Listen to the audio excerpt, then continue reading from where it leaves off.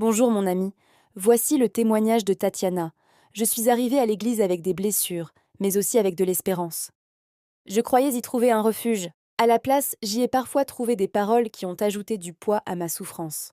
Quand les difficultés sont arrivées, maladies, blocages, épreuves, on m'a dit ou laissé entendre que cela venait sûrement d'un péché, que Dieu voulait me reprendre, que je devais chercher ce qui n'allait pas dans ma vie. J'ai commencé à me remettre en question en permanence, à demander pardon pour des choses que je ne comprenais même pas, à vivre ma relation avec Dieu dans la crainte plutôt que dans la confiance.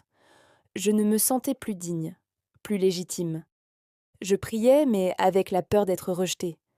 Ce qui m'a le plus blessée, ce n'était pas tant la souffrance elle-même, mais le regard spirituel posé sur elle.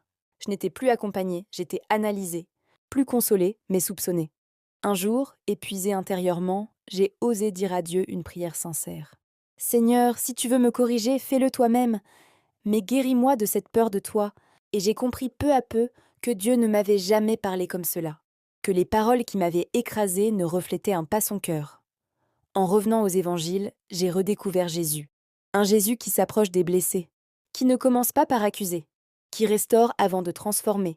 Le pardon a été un chemin, pas un instant. J'ai dû pardonner des paroles maladroites, parfois injustes. Mais surtout, j'ai dû me pardonner à moi-même d'avoir cru que Dieu me rejetait.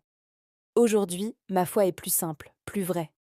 Je ne marche plus avec Dieu par peur de la punition, mais par amour et confiance. Ce témoignage révèle que Dieu n'utilise pas la honte pour faire grandir. Toute épreuve n'est pas la conséquence d'un péché, une parole dite au nom de Dieu, peut être humaine, maladroite ou blessante. Jésus est la référence ultime pour comprendre le cœur de Dieu. Il rappelle une vérité essentielle.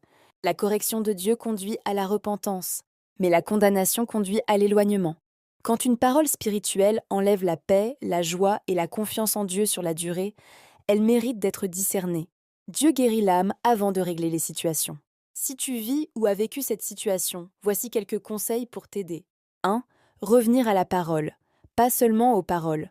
Comparer ce qui est dit avec la vie et les paroles de Jésus. Refuser la culpabilité permanente. Le Saint-Esprit convainc avec douceur, jamais avec écrasement. Oser reconnaître la blessure. Admettre qu'une parole a fait mal n'est pas un manque de foi. Pardonner sans se renier. Le pardon libère, mais il n'efface pas la nécessité de poser des limites. Chercher un accompagnement sain. Parfois, Dieu guérit en utilisant des personnes sûres, humbles et compatissantes. Parole d'espérance. L'Éternel est proche de ceux qui ont le cœur brisé, il sauve ceux qui ont l'esprit abattu. Psaume 34, verset 10.